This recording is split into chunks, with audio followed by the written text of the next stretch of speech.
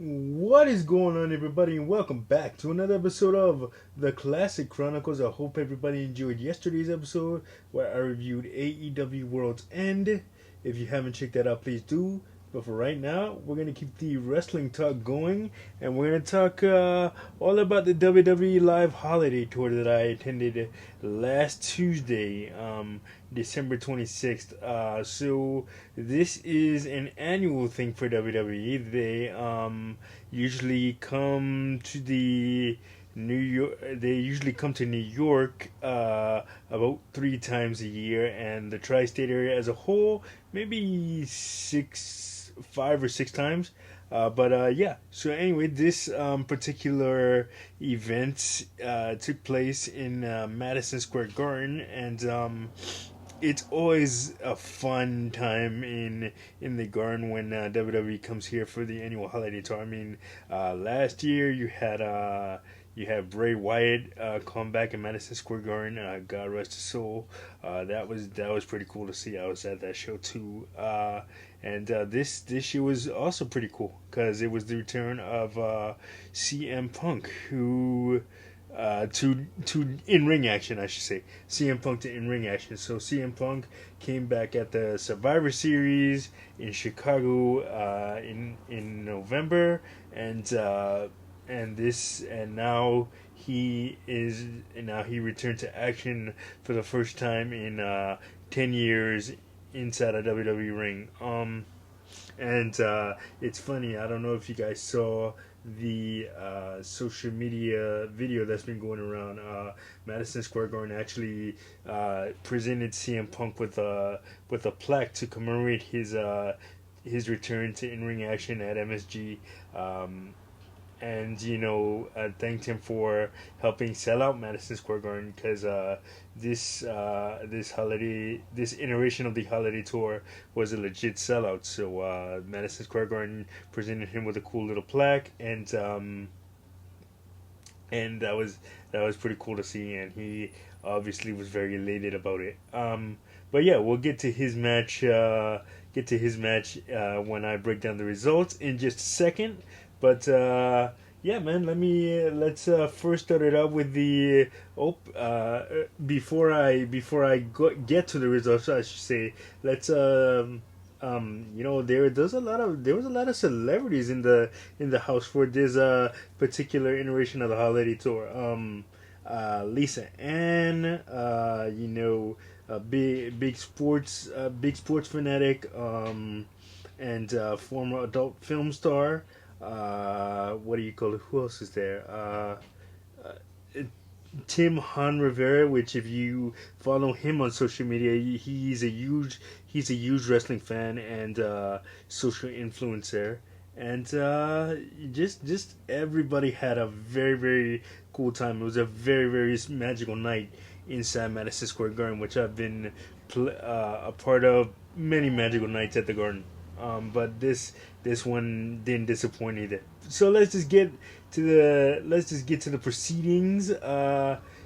So in the opening contest, Becky Lynch took on Zoe Stark, and it was a very fun opener. Crowd was very hot.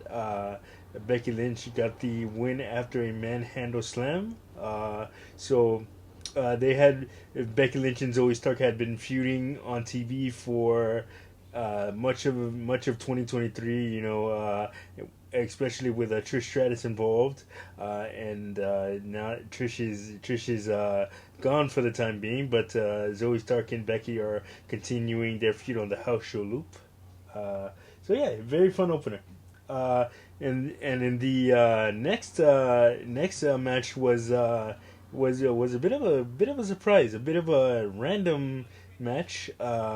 Kofi Kingston of the New Day took on Ludwig Kaiser of Imperium. Kofi,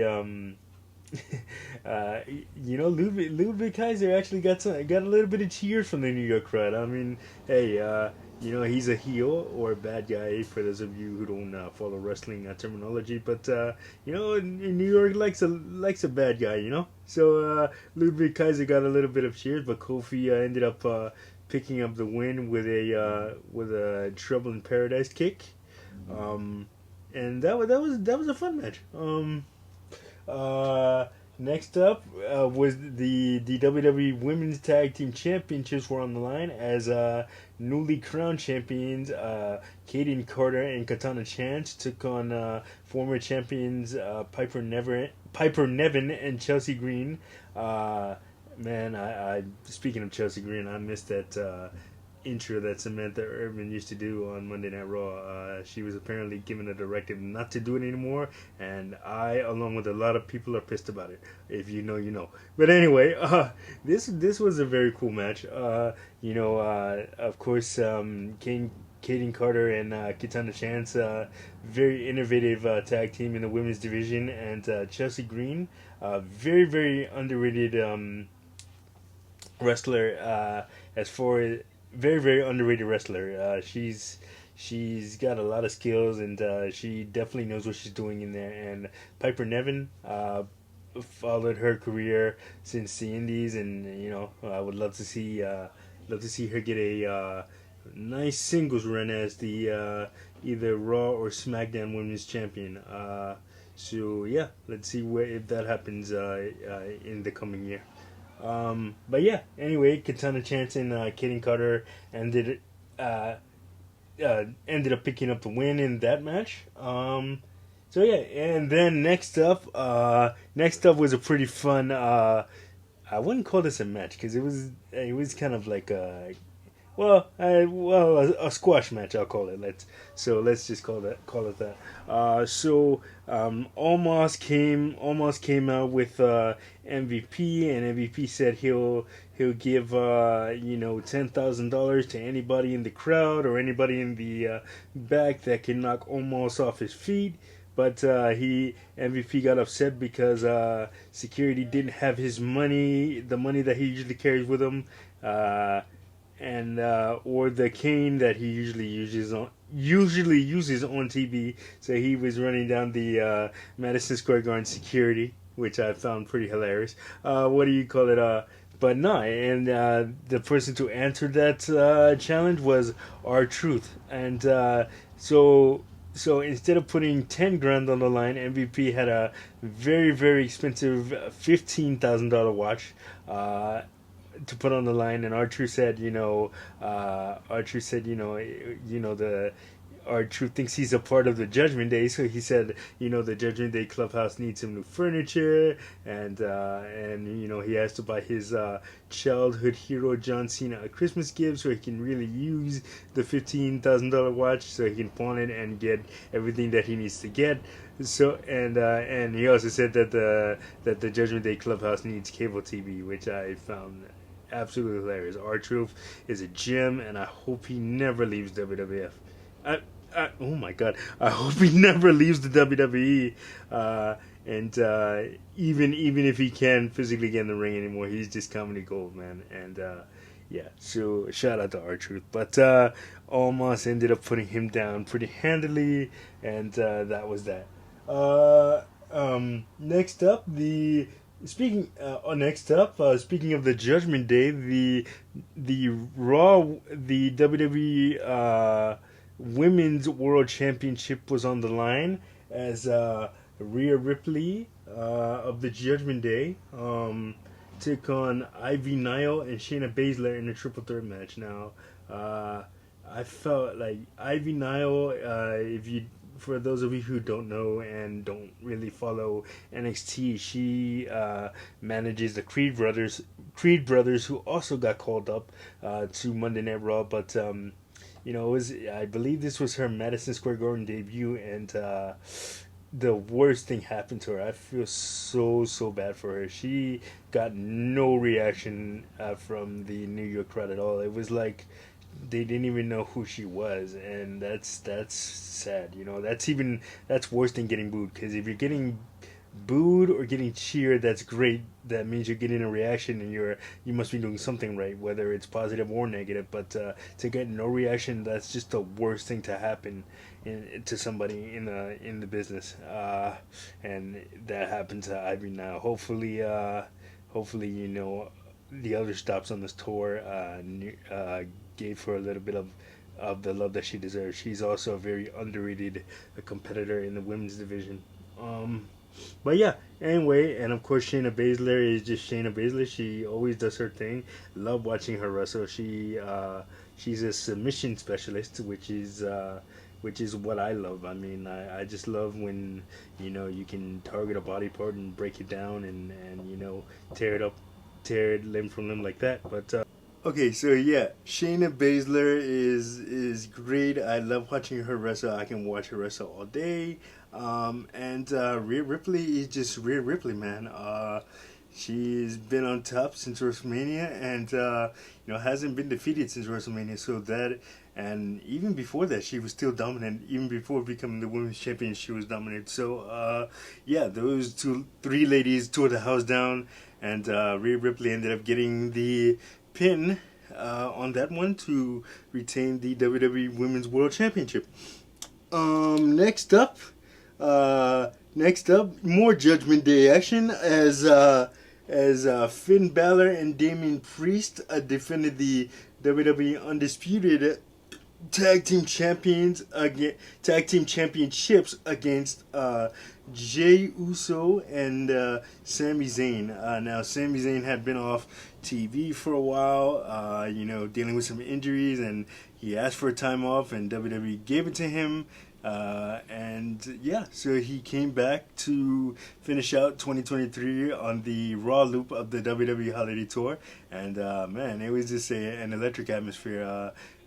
Jey Uso really is coming into his own as a singles competitor. I can't wait to see what he's gonna do in 2024. Yeah, so. Yeah, but anyway, the Judgment Day, Damian Priest and Finn Balor ended up picking up the win and retaining the WWE Undisputed Tag Team Championship. It's man, we just keep the Judgment Day action going because right after the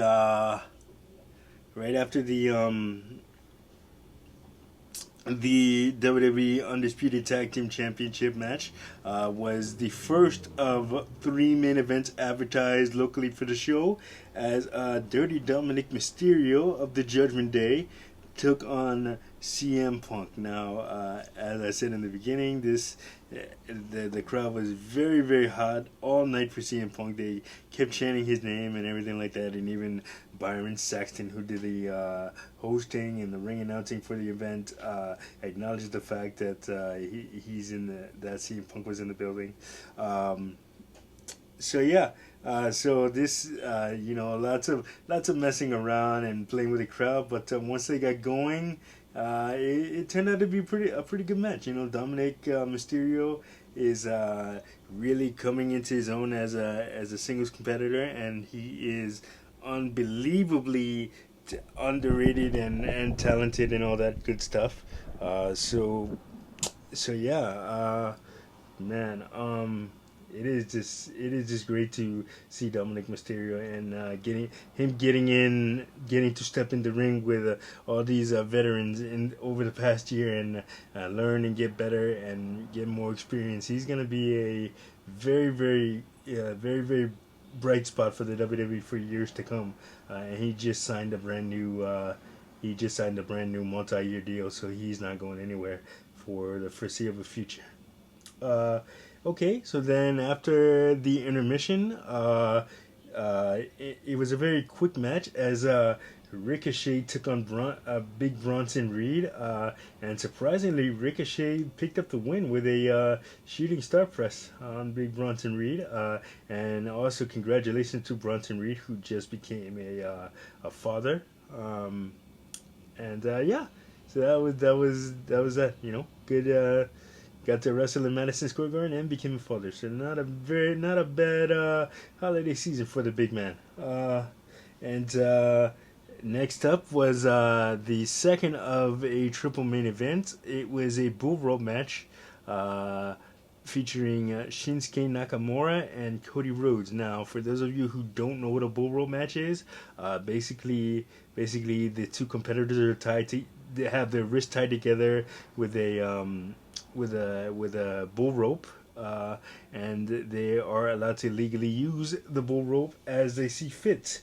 And it's back in the days it used to be very dangerous, and they used it to blow off feuds and everything like that. And man, and it's similar to the dog collar match and all that stuff. So all those types of matches are used as blow offs to feud. But although I don't know if that was the culmination of the Cody Rhodes and Shinsuke Nakamura feud, or I don't believe so, because this feud is still relatively fresh, and I believe the added element of the bull rope was just an added attraction for the Madison Square Garden crowd.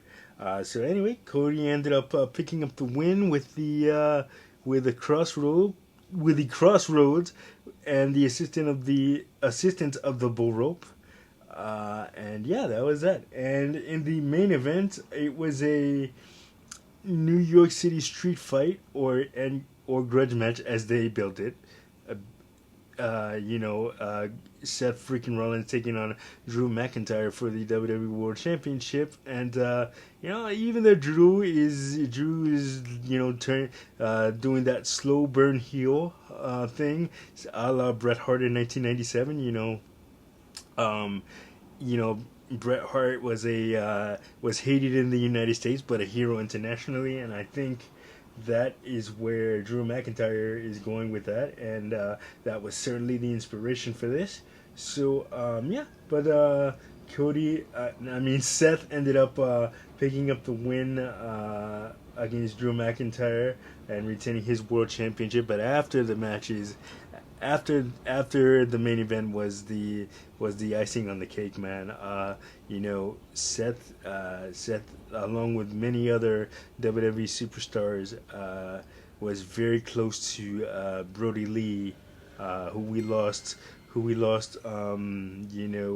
years ago, Tuesday, and Bray Wyatt, he was also lost this year. So Seth did kind of a tribute where he turned the lights down low, and everybody pulled out their cell phones to kind of simulate the Bray Wyatt Firefly effect, and Seth acknowledged that, and he said how much he missed Brody and Bray, and he sent the crowd. He said, "Hey, I'm not getting out of the building, even though we got a curfew, until everybody sings my song and lights up the streets of New York City." So that's what we all did, and everybody went home happy, man. It was just a hell of a night. But yeah, man.